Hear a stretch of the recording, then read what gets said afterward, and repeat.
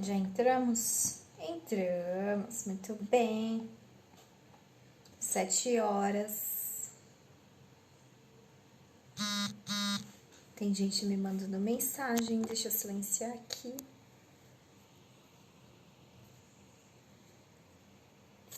Pronto, acho que agora não vai fazer barulhinho, não vai atrapalhar. E aí, espero que vocês estejam todos bem para essa live.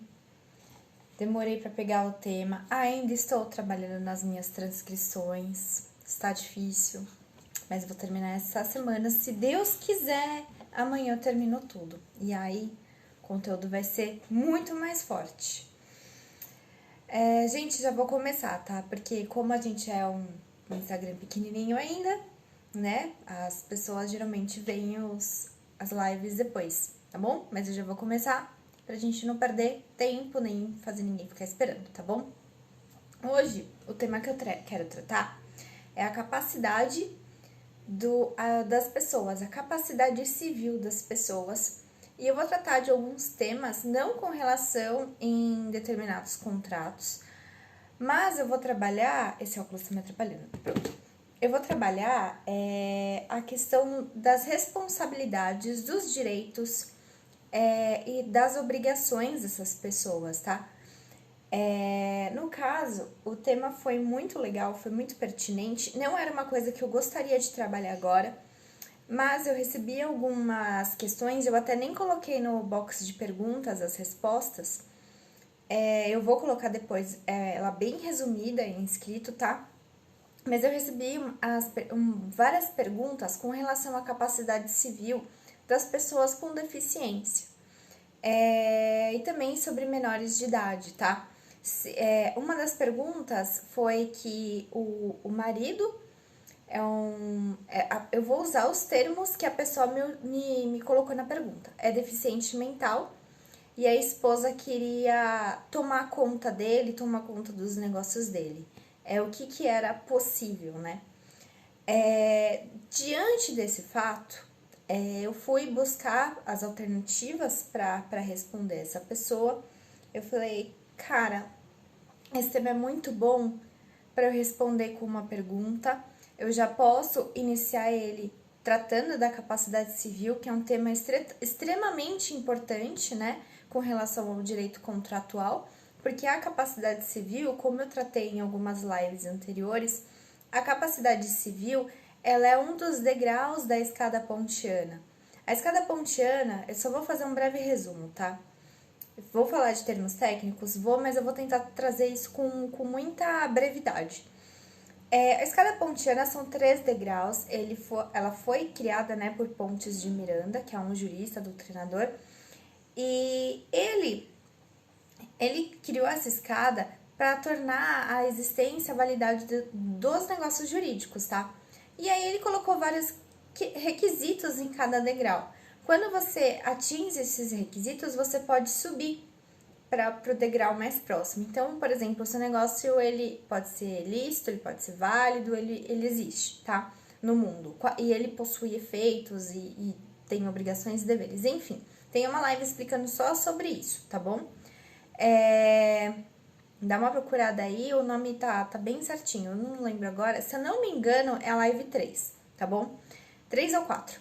E aí, o que acontece? Nessa escada, existe a capacidade civil, a pessoa ser capaz de fazer um negócio. O que é essa tal capacidade? Que ela pode transformar um negócio em nulo ou anulável, né? Ele pode, desde aquele momento que se descobriu da incapacidade da pessoa, tudo que aconteceu naquele negócio, daqui para frente é inválido, ou senão ele retroage, né? Tudo que já foi feito não tem mais validade. E eu vou ter que buscar um ressarcimento, alguma coisa assim, nesse sentido, tá bom?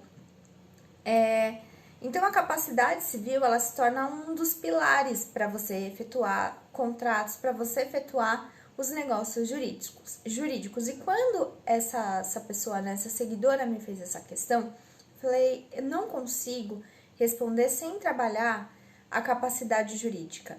não consigo responder essa pergunta sem trazer para vocês o que é a capacidade jurídica, porque aí eu consigo trazer o todo para vocês, englobar todas as explicações, tá bom?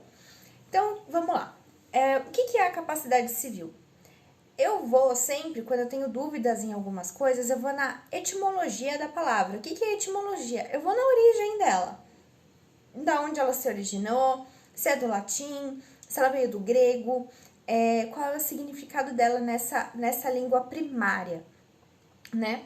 Na etimologia da palavra, a capacidade, ela vem daquilo que a pessoa tem de absorver, né?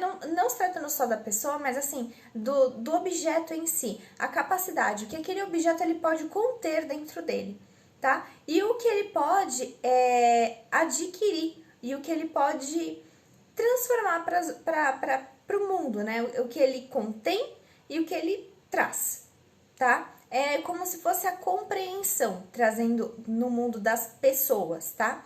Essa é a capacidade, é a compreensão, o que ele contém dentro dele, ok? O civil trata das pessoas, né? Então, trata dos nacionais, do país, por exemplo, do estado. Você ser um civil, você tem uma pátria, você faz parte de uma nação, ok? Então, capacidade civil é a pessoa que ela tem a compreensão dos direitos e deveres dela como cidadã de uma determinada pátria, de uma determinada nação, certo? Essa é a base.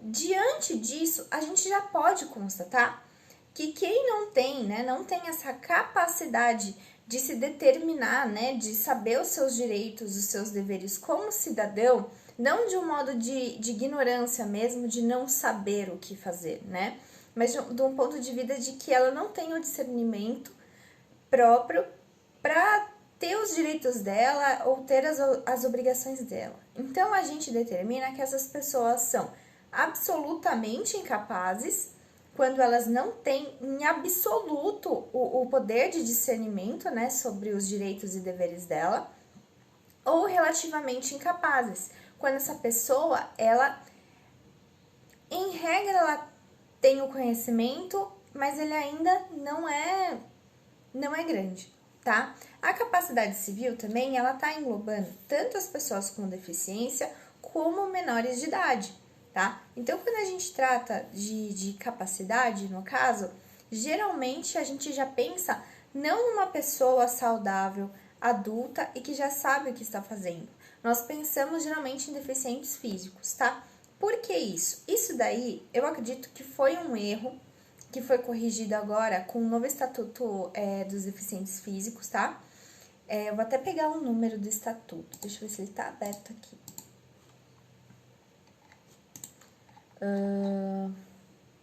Aqui. É o Estatuto da Inclusão da Pessoa com Deficiência, tá? O número é 13.146 de 2015. Então, é uma decisão recente. Por que acontecia? Antes de 2015, as pessoas com deficiência, elas tinham que comprovar que elas eram capazes de entender e participar do mundo ao seu redor. Elas tinham que comprovar. Com a alteração desse estatuto, é muito importante esse estatuto, com a alteração desse estatuto, as pessoas elas não precisam mais comprovar que elas têm capacidade. Agora, a regra é que a pessoa deficiente, ela tem capacidade.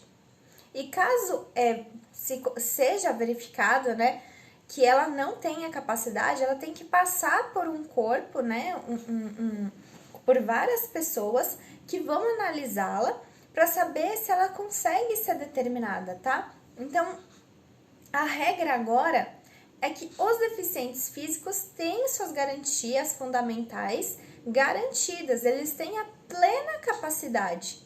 A exceção é a incapacidade, que ela é dividida em graus, que é o grau médio, né, que a pessoa em absoluto não consegue se cuidar e não consegue saber dos seus direitos e não consegue saber dos seus deveres, ou relativamente, é uma incapacidade relativa com relação a isso, tá? Essa é a base que vocês têm que pensar. Infelizmente, com o Estatuto antes de 2015, a gente tem essa premissa, né? A gente entende que o deficiente físico, ele tem que comprovar que ele consegue fazer as coisas. Mas tá errado. E graças a Deus o Estatuto veio e ele fez essa alteração. Inclusive, o Estatuto é tão importante, a alteração dele foi tão representativa, que essa alteração ela foi para o Código Civil. Ela foi alterada, alterou os artigos do Código Civil. Alterou, se não me engano, o artigo 4º e 5º do Código Civil. Alterou, deixa eu ver até mais se ele alterou. Gente, eu anoto tudo, tá? Se eu olhar pra lado é que eu tô com várias anotações. Ó, alterou o artigo 3º, 4º e 5º. É muito importante.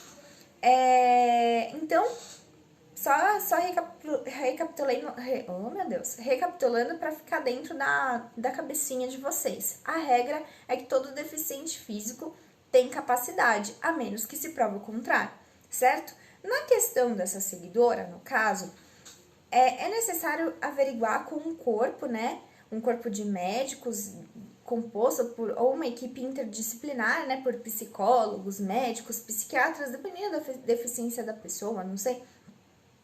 Se essa pessoa ela é capaz de se determinar, se ela é capaz de ter um entendimento, tá? Se ela não tiver, se esse corpo disciplinar entender que essa pessoa não tem entendimento, o que eles vão fazer? Eles vão determinar um curador. O curador é uma pessoa que vai cuidar dessa pessoa, inclusive assinar documentos por ela, tá? Então, por exemplo, pode muito bem ser a esposa, pode ser muito bem o marido, pode ser um pai, tá bom? Geralmente é uma pessoa bem próxima. Geralmente são maridos e esposas, tá bom? Que ficam com a curatela dessa pessoa com deficiência e eles são responsáveis por todas as assinaturas de documento, por tratar de todos os negócios. Então, por exemplo, uma pessoa que é deficiente física, ela não é capaz de dar a declaração de vontade dela, por exemplo. Ela não consegue discernir mais as coisas. Ou ela nunca conseguiu discernir as coisas, mas ela é casada e agora a esposa dela quer vender o imóvel. Para venda de um imóvel, você precisa da outorga, né, marital ou uxória, que eu também já tratei aqui, que é a autorização do seu marido ou da sua esposa para vender esse imóvel, tá? Só que essa pessoa não tem como dar a vontade dela. E agora, como é que eu vou fazer? Entra com um pedido, né, de curatela. Essa pessoa vai ser interditada e o representante dela pode assinar pela venda. Não vai precisar da assinatura dele, a própria pessoa pode fazer, tá bom? Existe muito medo, né, com relação, por exemplo, a pessoa ela tem muitos bens, ela interdita e aí a pessoa passa a administrar os bens dela e a dilapidar o patrimônio. Existem casos assim? Existem. Infelizmente existem. Inclusive, antigamente tem até eu acho que tem até um seriado sobre isso, eu vou pesquisar. Deixa eu até pesquisar aqui. Tem um manicômio, tem um livro.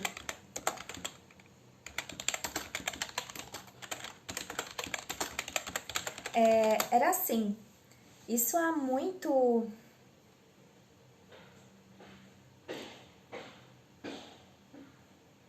Aqui, Hospital Colônia de Barbacena. Eu acho que era isso. É isso mesmo. O que acontece? Antigamente, até que ano que era? A instituição fundada em 1903. O que acontecia? Vamos supor que o marido se casou, né? Tem um marido, a esposa, ele se casou, só que ele tem uma amante. E ele não quer mais saber da esposa dele, ele quer ficar com a amante dele, sabe? Só que a esposa dele, e o que ele faz? Ele não podia se divorciar na época, ou às vezes a esposa dele tinha um patrimônio muito bom, ele não tinha um patrimônio tão bom, casou com ela por conta de dinheiro e tal. O que ele ia fazer com essa mulher?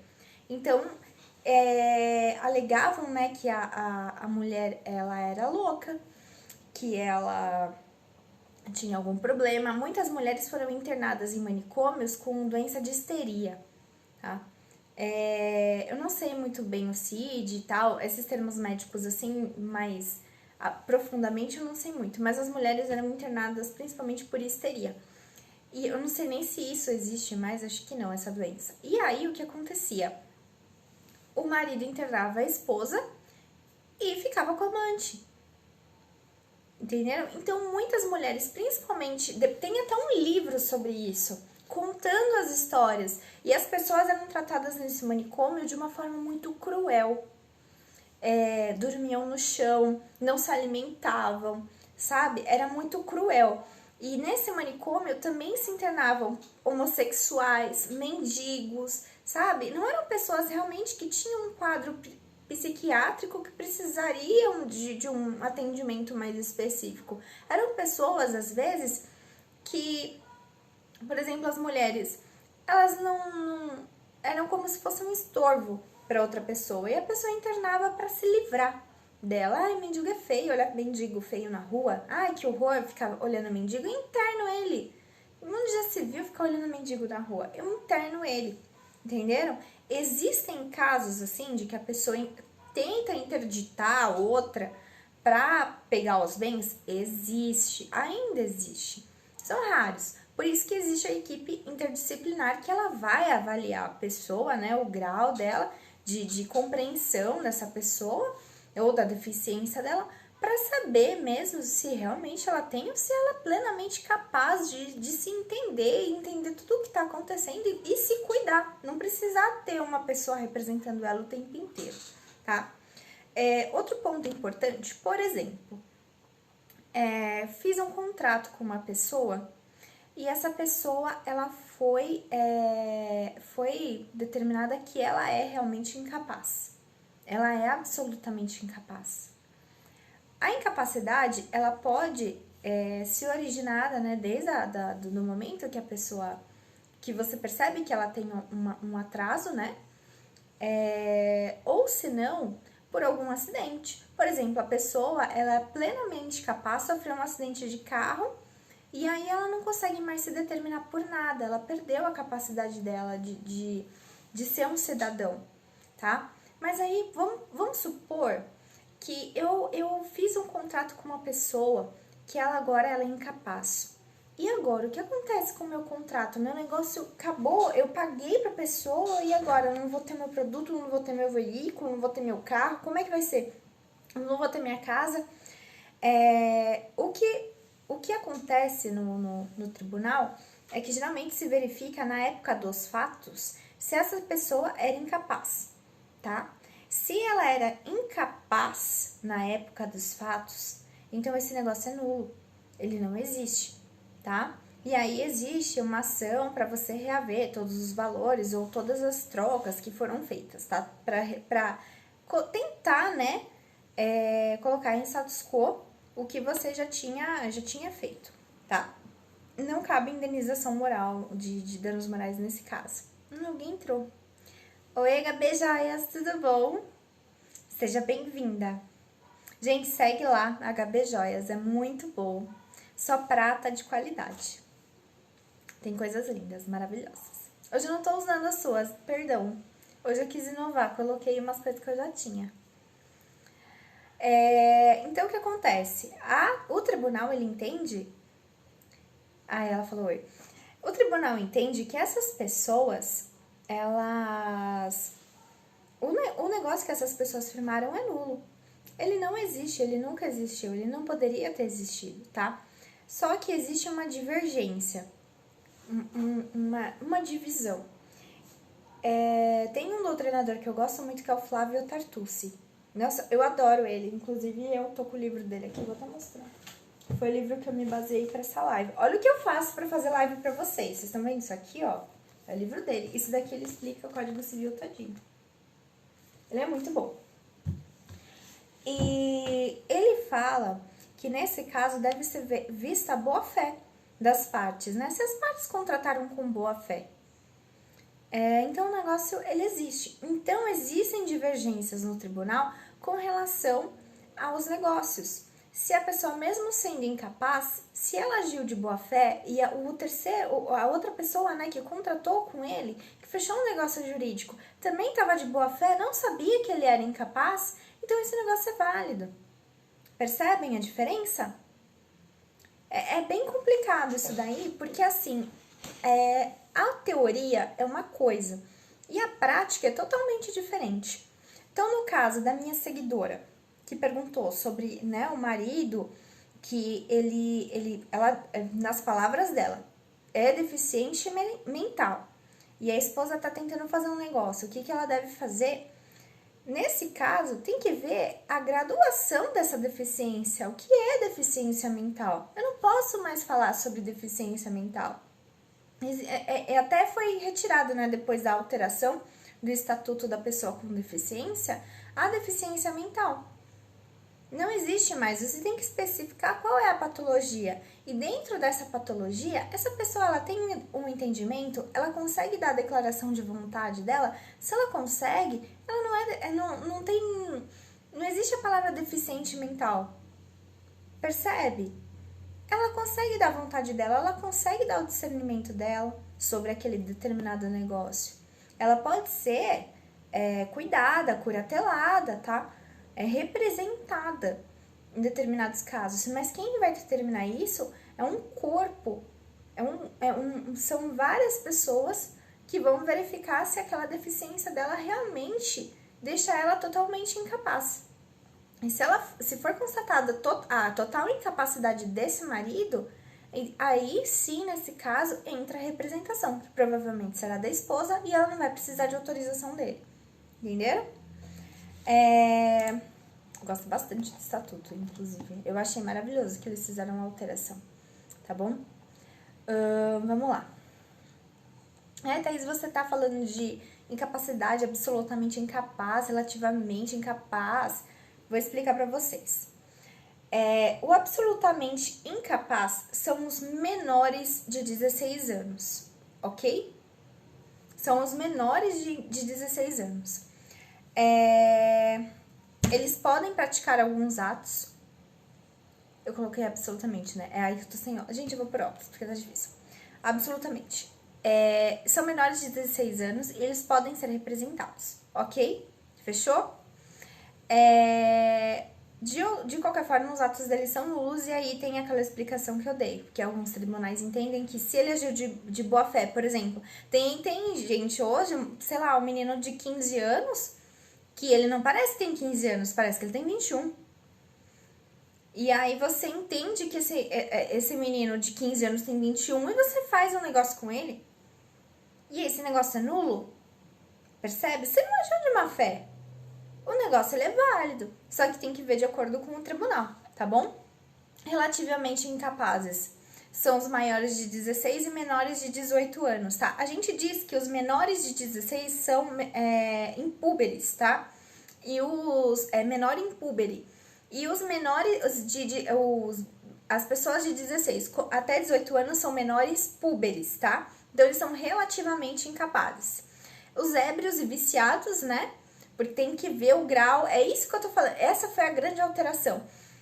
O grau da pessoa, qual é o grau de dependência da bebida ou do tóxico que ela usa para dar a declaração de vontade dela para negociar, percebem?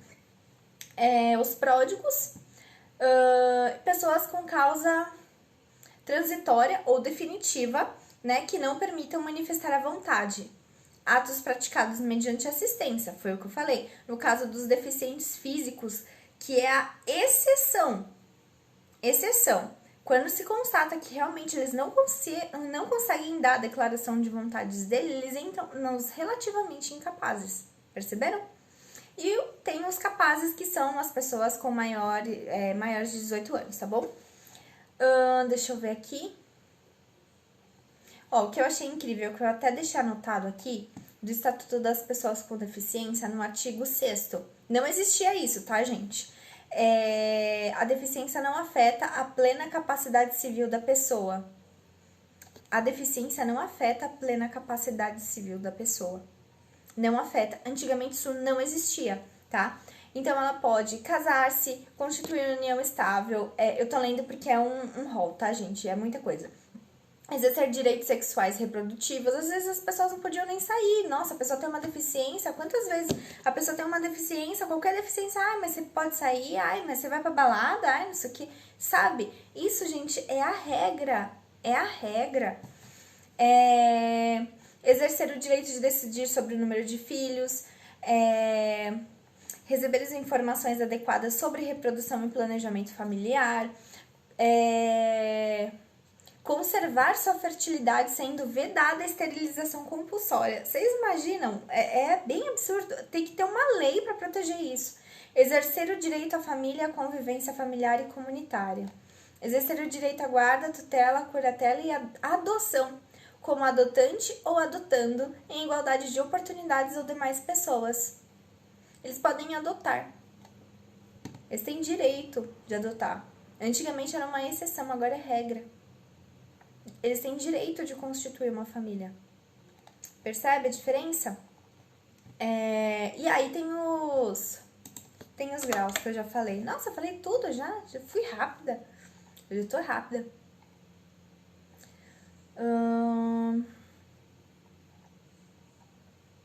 Beleza. Olha, gente, passei por isso, hein?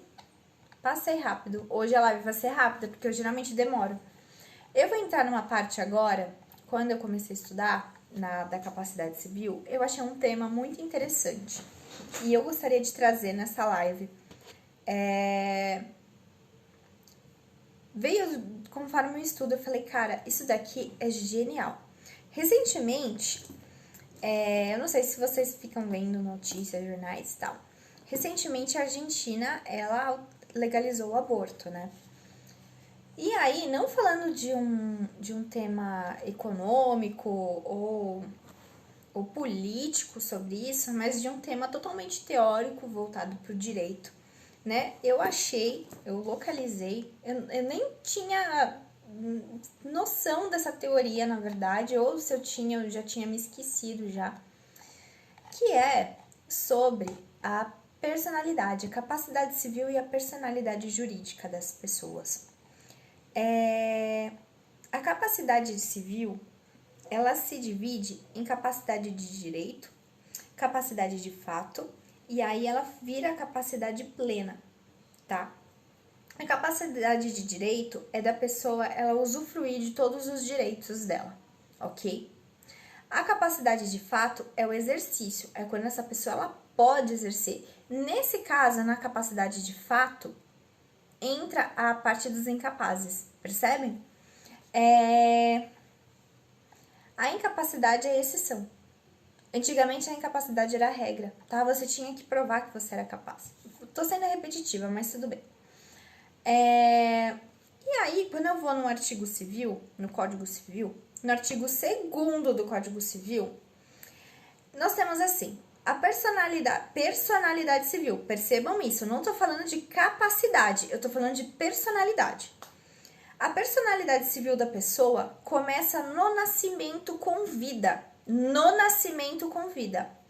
Mas a lei põe a salvo, desde a concepção, os direitos do nascituro. Nossa, Thaís, não entendi nada. Pera, explico. Por que eu tô entrando nisso? A gente vai tratar sobre aborto, tá? É um tema polêmico. Eu falei hoje que eu ia ser polêmica. Eu achei incrível o que eu achei e eu preciso compartilhar com vocês. A personalidade, ela é diferente da capacidade jurídica. Eu tô lendo, gente, porque é uma coisa tão importante que eu acho que se eu falar e eu esquecer algum ponto, eu vou deixar um buraco muito grande, tá? A capacidade e a personalidade, elas são muito diferentes entre si, tá? Não é a mesma coisa, é totalmente diferente. A personalidade é a condição da pessoa, dela ser uma pessoa, certo? Dela ter direitos. Eu não sei se eu fui clara. Ela dá à pessoa o direito dela de ter direitos e deveres, certo? A capacidade, ela tá dentro. Percebem? O início da capacidade civil. Deixa eu ver aqui. Peraí. A personalidade, ela se divide em duas. Tem a personalidade jurídica formal, que ela está se relacionada aos direitos da personalidade que o nascituro tem desde a concepção, tá? E a personalidade jurídica material, ela é sobre o direito patrimonial, beleza? Então, a personalidade jurídica formal, ela tá ligada ao momento da concepção, e a personalidade jurídica material ao momento do patrimônio. Ela trata sobre o patrimônio. O nascituro só adquire essa personalidade se ele nascer com vida. Existe aqui, nesse artigo 2º, por isso que eu falei para vocês, uma divergência muito grande. Por que acontece? Eu vou ler de novo para vocês. A personalidade civil da pessoa começa com o nascimento com vida. Ou seja, se por acaso acontecer, né, um nascimento de uma criança que, eu vou falar bem o termo, nasceu morta, ela não tem personalidade jurídica. Dentro desse campinho, tá? Só que aí, a legislação, ela vem e ela coloca assim, mas a lei põe a salvo, desde a concepção, os direitos do nascituro. Então, assim, no primeiro momento, esse artigo, ele fala que o nascituro não tem direito. E aí, depois ele fala, opa, ele tem sim. Só que o que aconteceu? Esse artigo, é por isso que a lei, às vezes, ela precisa de intérpretes, não vai sair. Intérpretes e intérprete, gente, não vai sair. Intérprete, não vai sair. E advogados bons, enfim, que saibam falar intérprete. Ai, eu odeio quando isso acontece. Eles precisam determinar o que está acontecendo. Com esse artigo, surgiram várias teorias no Brasil com relação quando que a pessoa, né, a criança tem direitos e quando ela não tem. Então, por isso, até hoje não é definido o aborto no Brasil, tá? O que a Argentina fez? Existem algumas teorias que embasam o mundo jurídico, que inclusive são teorias que são iguais em outros países, como na Itália, Alemanha. Toda a nossa legislação tem base em vários países. A nossa, principalmente a italiana, a alemã, o Código Comercial, por exemplo, ele tem base na legislação francesa, sabe? Então, é assim, às vezes o país fala, nossa, aquele país fez uma lei muito boa, eu vou pegar pra mim. Perceberam? É isso que acontece. No caso, fizeram essas 3 teorias, são as 3 teorias principais, sobre a capacidade e a personalidade jurídica.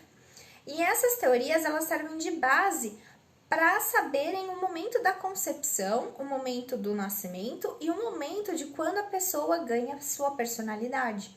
E ela é alterada conforme cada país, ok? O que acontece? Eu vou até pegar aqui.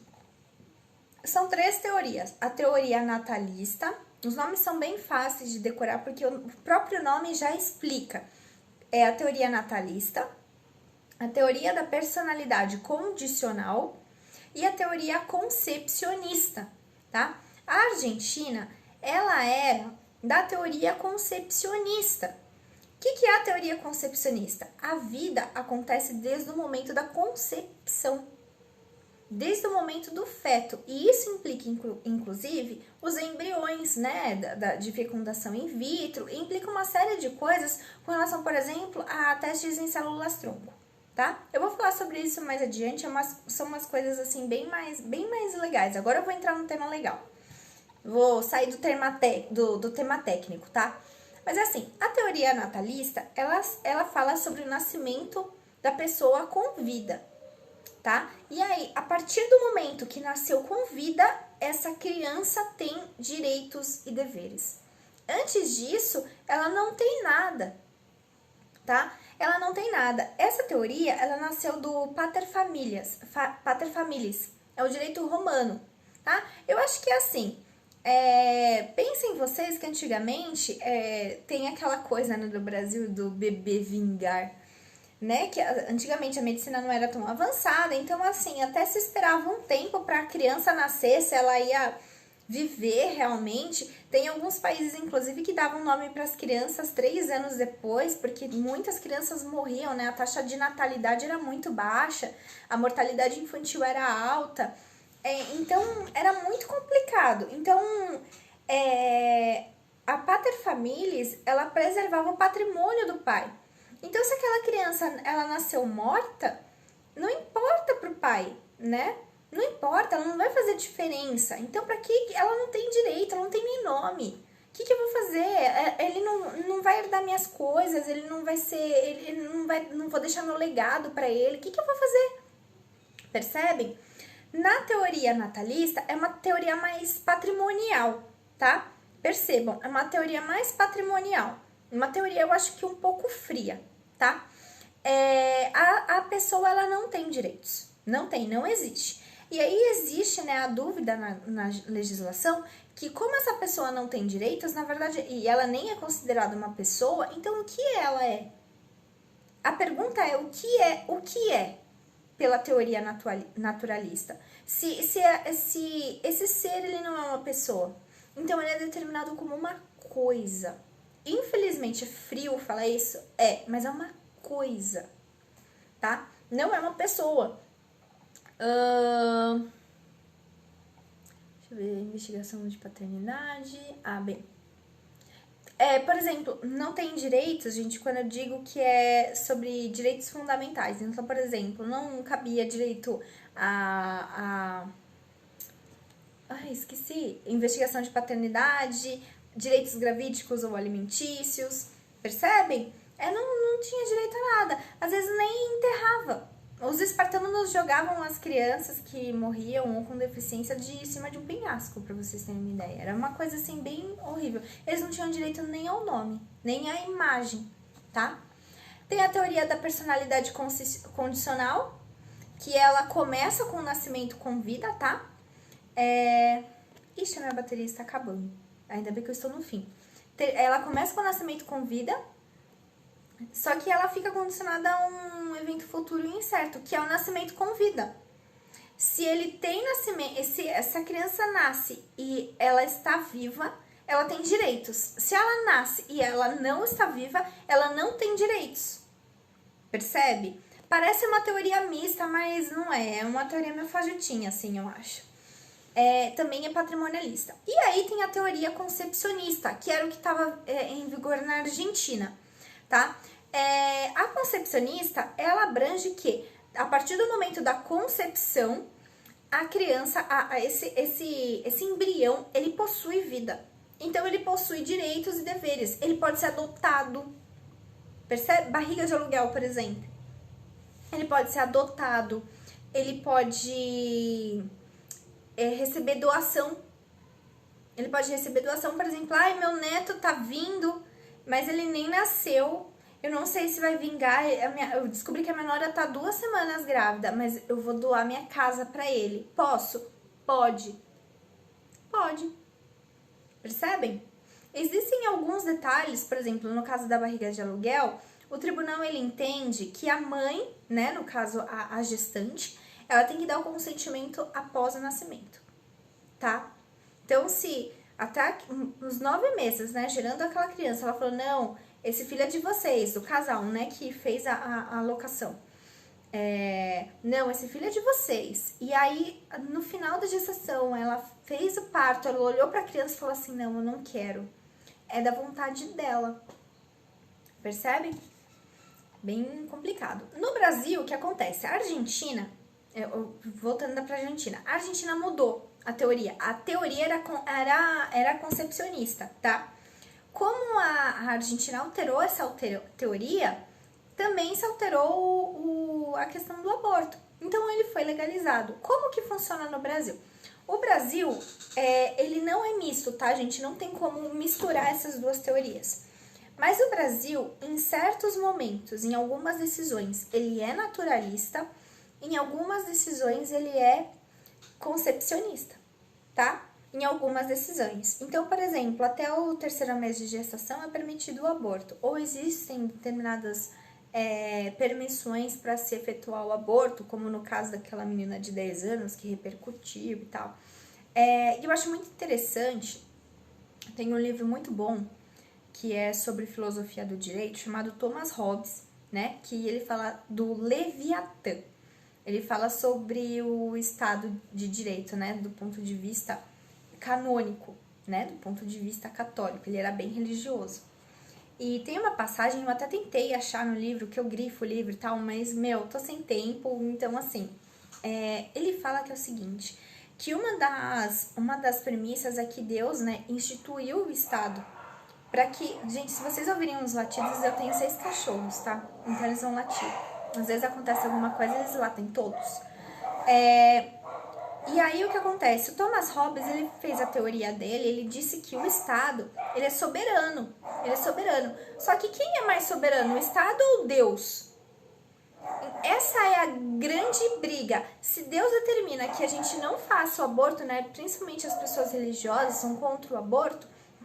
Por que o Estado determina que vá fazer o aborto? Aí todo mundo cai naquela na laicidade do Estado. Mas na verdade, a teoria ela tá muito errada, porque se você for se basear no Estado laico, não há é um fundamento muito inválido, muito fraco, tá?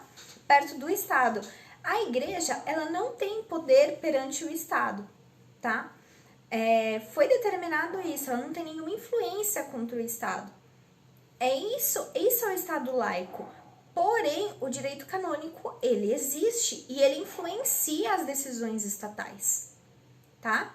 Ele não influencia o Estado em si, no sentido de que, olha, só vão ter igrejas católicas, olha, só vão existir igrejas protestantes, olha, todo mundo às 6 horas da tarde tem que rezar o terço. Ele não pode fazer isso, mas ele pode influenciar as pessoas a agirem de determinadas formas. Ok? Percebe? E o Estado laico, ele permite a várias religiões, como a inexistência de religião também, tá? O Estado laico não é a inexistência de religião, é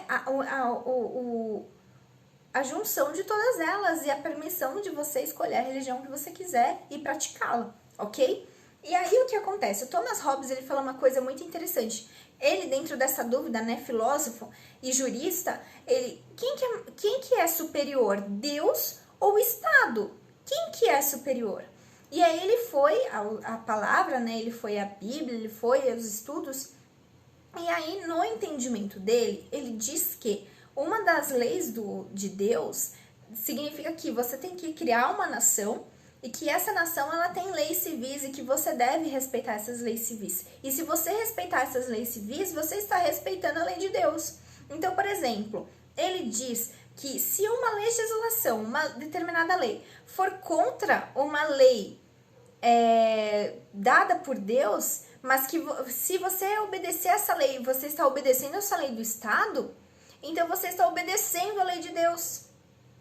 Percebe? É um pouco confuso, mas se o Estado permite o aborto e do outro lado tem os 10 mandamentos, né, dizendo não matarás, e ele está em conflito com isso, Thomas Hobbes, ele dizia o quê? Ele dizia que se o Estado está permitindo, então está ok se você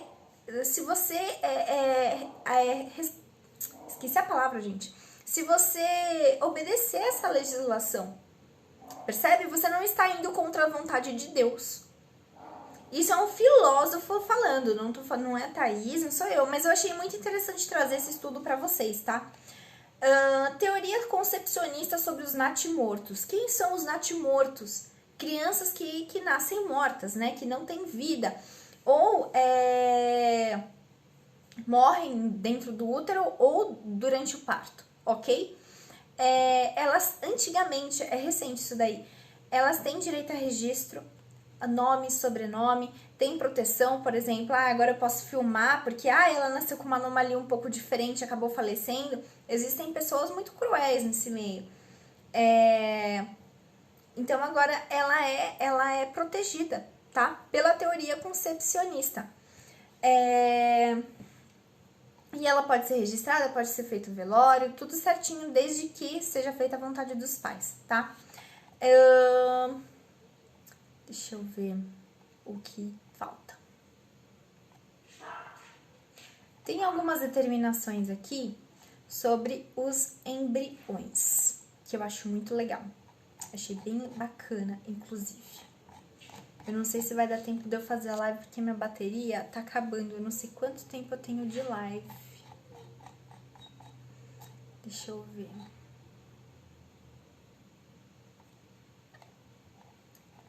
Peraí, gente, aqui é muita coisa que eu escrevi.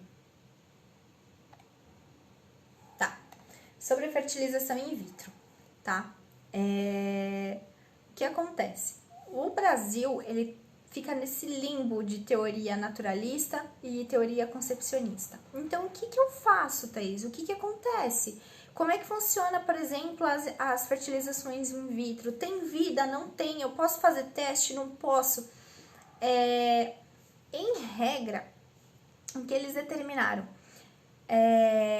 que a mulher, ela é o local, né, que o embrião fica, e nesse caso, o feto, né, dentro da mulher, ou já concebido, né, no caso in vitro, ele já tem vida, ele já possui vida. Porém, fizeram alguns estudos, e aí eles verificaram estudos técnicos, tá, estudos médicos, que até deixa eu até pegar a semana aqui certinha, que até a terceira, cadê?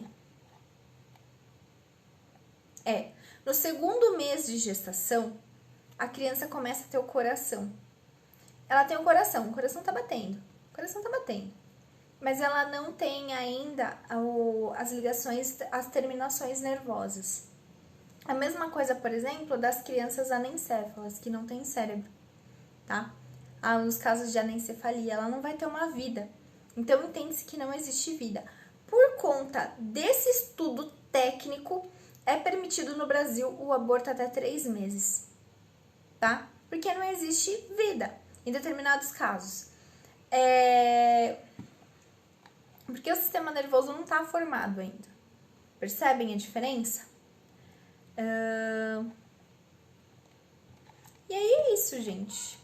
Aí é isso. Nesse caso, por exemplo, também dos 2 meses, é permitido a utilização dos fetos, né, in vitro, né, do embrião in vitro, fecundado, tudo certinho, para fazerem testes e utilizar como matéria para programas de extensão, alguma coisa assim, tá? Só que nesse caso precisa da autorização dos pais, ok? O que mais? E tratando da emancipação, que eu deixei pro final, eu devia até ter falado lá em cima. A emancipação, o que é a emancipação? A pessoa que ela é incapaz, ou relativamente incapaz, ela recebe dos pais uma autorização judicial, uma autorização legal de que ela já é adulta, ela já é considerada adulta, mesmo que ela não tenha a idade legal de 18 anos, tá? Quando que acontece a emancipação? Ela acontece após dos 16 aos 18 anos, tá? Então, um adolescente de 16 anos, se ele for emancipado, ele vai ter toda a capacidade civil dele defendida, ele já vai ser uma pessoa com toda a sua capacidade civil. Ela pode ser voluntária, né, que pode ser autorizado pelos pais ou responsáveis. Eu acho super chique os pais fazerem emancipação da criança, porque ele já pode contratar, já pode fazer um monte de coisa. Tem negócios, já pode fazer tudo o que ele quiser na vida civil dele, tá? Pode ser voluntária, pode ser judicial, autorizada por um juiz, por exemplo, porque um dos pais, quando se percebe que um dos pais ou os 2 pais, né, ou responsáveis legais, eles não querem dar a emancipação, só que não existe um motivo justificado para isso, tá? E aí, nesse caso, o juiz, ele determina a emancipação dessa pessoa. E legal. A legal, ela tem várias hipóteses no Código Civil, que é muito interessante. Por exemplo, casamento. Uma pessoa de 16 anos casou, então agora ela é emancipada. A partir do casamento, ela é emancipada, ok? Emancipação pelo casamento. Tem a colação de grau em nível superior. Então, por exemplo, uma pessoa de 17 anos, que é um gênio, entrou na faculdade super cedo e ela se formou com 17 anos. Ela é emancipada. Uma pessoa que trabalha ou passou em algum concurso público, tem 17 anos, ela é emancipada, tá? Exerce atividade comercial ou é empresária, né? Tem uma empresa, ou trabalha em regime, tem um contrato de trabalho que não seja de menor aprendiz, que já consiga se manter financeiramente. Essa pessoa é emancipada, tá? Uma coisa legal da emancipação, agora eu entendi porque que eu deixei pra baixo, que é o último tópico que eu fiz do roteiro, é que eu lembrei uma coisa interessante. A minha irmã é enfermeira, né, e ela tem várias colegas enfermeiras e tal, e às vezes ela conta algumas coisas que ela passa no hospital, e eu acho muito interessante uma coisa que ela fala, que é o seguinte, as mães, ela conta pra mim, tá, gente, eu não vou contar nenhum caso aqui, não vou falar sobre a profissão da minha irmã, vou falar do caso em si que eu achei muito interessante, eu fui pesquisar. Que existem muitas mulheres, né, que são menores de idade, que têm um filho internado no hospital e que o que acontece, os pais, ela não pode ser responsável pelo próprio filho no hospital.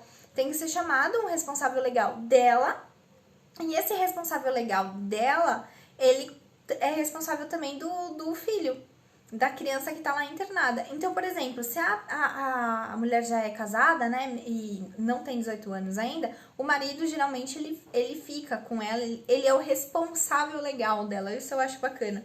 Ele é o responsável legal, tá? Ou se não, quando ela é solteira, mãe solteira, ela, não gosto desse termo mãe solteira, mas tudo bem. Mas quando ela não é casada realmente, quem é responsável por ela são os pais. Então, o que acontece? Por exemplo, se você é menor de idade e você tem um filho, e aí seu filho passa mal, já pega seu pai, pega sua mãe, seu responsável legal e leva pro hospital junto. Porque se precisar de alguma internação, quem é responsável pelo seu filho não é você. O responsável pelo seu filho é, na verdade, o seu responsável legal. Eu acho, assim, legal, mas eu acho muito contraprodutivo. Porque eu acho assim, se uma mulher, ela já tem um filho, ela já é responsável por ele, tá? Eu não vou entrar no mérito assim, ela é menor de idade, ela não tem responsabilidade porque ela engravidou muito cedo. Gente, é uma gravidez. Ela levou a criança no hospital. Ela precisa ter a responsabilidade do filho dela, tá? Não vou entrar nem na questão de maternidade, ser boa mãe ou não, tá? É questão de que eu acho contraproducente uma pessoa que já tem filho, mesmo nova, ela não seja responsável pelo próprio filho. Precisa de um casamento, porque o casamento emancipa, né? Ou precisa dos pais para autorizar alguma coisa. Por exemplo, se essa criança precisa de um procedimento cirúrgico, ela não pode autorizar, ela não tem voz. Se o pai dela determinar, ou a mãe dela determinar que essa criança não vá participar, aí depende do médico também. Mas se houver uma discussão entre um procedimento cirúrgico e o responsável legal e essa mãe entrarem em conflito, a voz do responsável legal é muito mais forte do que a da mãe. Isso eu acho muito perigoso. Ainda bem que existe a voz legal, né, dos médicos, que aí eles, em casos de urgência, eles podem agir sem a autorização dos pais ou responsáveis. Mas eu acho que fica muito ruim, acho que tira a responsabilidade da pessoa, sabe? Eu acho que fere um pouco a dignidade. Não sei, eu acho isso. Bom, gente, a live se estendeu bastante, mas eu achei muito interessante o tema. Vou agradecer muito vocês se vocês continuarem me mandando e respondendo a caixinha de perguntas. E lembre-se, a regra é que as pessoas com deficiência, a regra é que elas têm a plena capacidade civil, elas podem contratar, elas podem casar, elas podem adotar, elas podem fazer o que elas quiserem. A exceção é a incapacidade, tá bom? E para acontecer essa exceção, ela precisa participar de testes, ela precisa ser analisada por um corpo, né, de técnico, médico ou de várias pessoas, né, interdisciplinar, para determinarem realmente a incapacidade dela. Tem a capacidade relativa, a incapacidade absoluta também. Então, se a pessoa é relativamente capaz ou totalmente incapaz de discernir ou de ter os seus direitos e deveres preservados, né, perante o Estado. E caso ela seja absolutamente incapaz, ela será curatelada, ela terá um representante que fará todos os trâmites para que o seu direito seja defendido, tá bom? É isso, gente. Muito obrigada por hoje. Eu espero que essa live tenha sido muito elucidativa. Eu espero fazer lives menos longas, né? Mais curtinhas. Mas eu adoro falar, eu adoro estudar e esse tema eu achei maravilhoso, tá bom? Obrigada. Fiquem com Deus. Até mais.